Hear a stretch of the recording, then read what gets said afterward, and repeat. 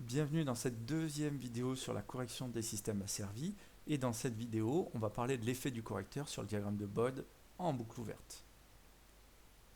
Petit rappel rapide sur la chaîne qu'on avait vu la dernière fois. On a le signal de commande, l'entrée, le correcteur, l'actionneur, les perturbations, la sortie et ici le capteur avec la chaîne, le signal de retour et ici le signal d'écart entre l'entrée et le retour.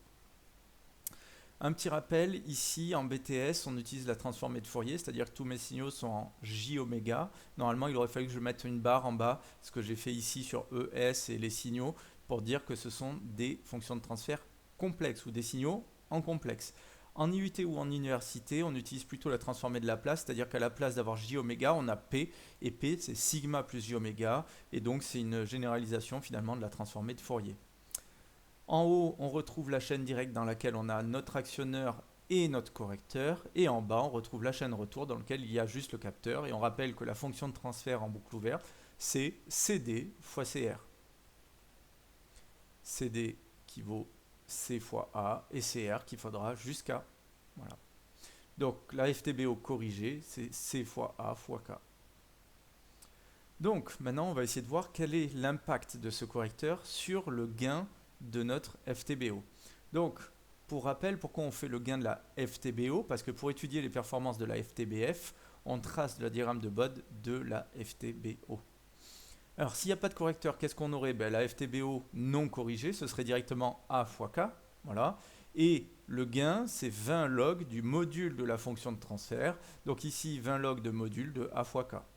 S'il y a un correcteur, la FTBO corrigée, c'est C fois A fois K. On a bien le correcteur en haut. Et donc, la FTBO corrigée, c'est C fois la FTBO non corrigée. On a juste un simple produit. Et donc, quand je vais calculer mon gain, je fais 20 log du module de ce FTBO corrigé. Et ce FTBO corrigé vaut C fois la FTBO non corrigée. Or, le module d'un produit, c'est le produit des modules. Et le log d'un produit, c'est la somme des logs. Donc, je vais avoir 20 log de module de C de J oméga en module, plus 20 log de ma FTBO non corrigée. C'est-à-dire qu'on va retrouver 20 log de C plus le gain en décibels de ma boucle ouverte non corrigée. De la même façon, on va pouvoir faire le calcul sur la phase. Donc la phase, c'est l'argument de la fonction de transfert, c'est-à-dire c'est l'angle pour chaque pulsation. Et pour la version corrigée, c'est l'argument de la FTBO corrigée. Or, c'est l'argument de C fois la FTBO non corrigée. Or, l'argument d'un produit, c'est la somme des arguments. Donc ça fait argument de C plus argument de la FTBO non corrigée.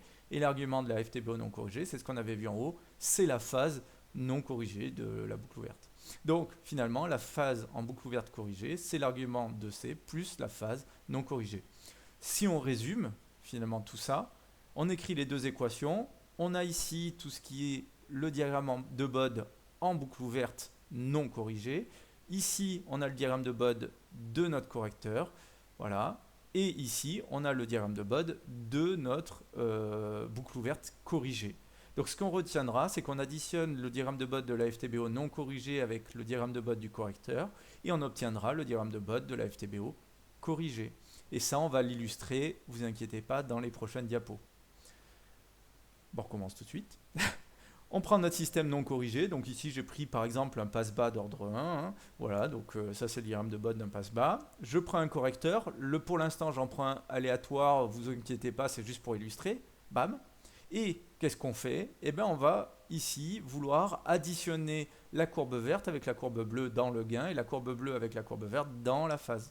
Donc, pour avoir le système corrigé, on les additionne étape par étape, blam blam. On fait les sommes. En bas, on fait pareil. On trace par étape. Et voilà.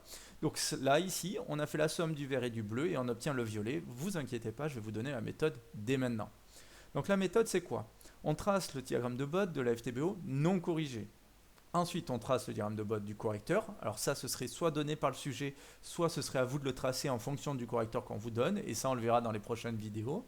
Et une fois qu'on a ça, on va déterminer les cassures aux asymptotes pour les deux signaux, bleu et vert. Donc à chaque fois qu'il y a une cassure, donc là j'avais une pente négative et là j'ai une pente plate, du coup je trace des petits pointillés. Ici pareil, et là maintenant c'est le vert qui se casse, donc bam, je fais des pointillés. Dans chaque zone, on va placer les points invariants. Les points invariants, c'est les points où mon correcteur vaut 0. Hop, et je sais que ce point-là va se retrouver sur la courbe verte. Quand je fais 0 plus le point vert, bah, ça me donne le point rose. Quand je fais 0 de la courbe bleue plus le point vert, ça me donne le point rose ici. Ensuite, dans chaque zone, on va calculer les pentes des asymptotes et on va les additionner. Donc dans la première zone, mon vert, il est avec une pente de 0 décibels par décade. Mon bleu, il a une pente de moins 20 décibels par décade. Donc si j'additionne, 0 plus moins 20 dB par décade. Deuxième zone, eh bien, j'ai un signal vert qui est plat, donc 0 dB. Le signal bleu qui est plat, donc 0 dB. Donc la somme des deux, ça me fait 0 dB par décade. Troisième signal, le vert est plat, 0 dB par décade. Le bleu monte avec une pente de 20 dB par décade, donc la somme des deux donnera plus 20. Dernière zone, le vert descend de moins 20 dB par décade, le bleu monte de plus 20 dB par décade, donc la somme des deux fera 0 dB par décade. Pareil, maintenant, on va tracer chaque asymptote en passant par les points invariants. Donc dans la première zone, je sais que je dois passer par le point rose et j'ai une pente de moins 20 dB par décade. Bam, je trace la parallèle à la courbe bleue qui faisait déjà moins 20 et je la trace passant par le point rose. Pour la deuxième zone, je vois que je vais devoir faire une pente de 0 dB, mais à quel endroit je mets mon trait? Et bien en fait, on est censé avoir une continuité. Donc ici, je pars de ma zone précédente et je trace l'horizontale correspondante. Sur la troisième zone, je dois avoir une pente de plus 20 dB par décade. En partant du violet, normalement, je suis censé passer par le point rose. Si ça ne passe pas par le point rose, ça veut dire que je me suis loupé quelque part et donc il y a une petite erreur. Enfin, dans la dernière zone, je sais que je dois faire une pente de 0, donc je vais avoir une courbe horizontale. On aurait pu faire un troisième point rose parce que ici, mon signal, mon diagramme du système non corrigé passe par 0. Donc à l'endroit où mon signal non corrigé passe par 0, je sais que ici, je vais couper mon correcteur pile poil à cet endroit-là. Et donc ici, on a tracé le diagramme de Bode de notre gain. En bas, souvent la face est un peu plus simple parce que c'est que des horizontales. J'additionne 0 pour le vert plus une certaine valeur pour le bleu, ça me donne le bleu. Les deux valent 0, 0 plus 0, ça vaut 0. Ici, le vert vaut 0, le bleu vaut pas 0, donc ça vaut le bleu. Et dernière zone, les deux sont égaux mais avec des signes opposés, donc ça fera 0. Voilà, vous avez appris à tracer le diagramme de Bode du correcteur.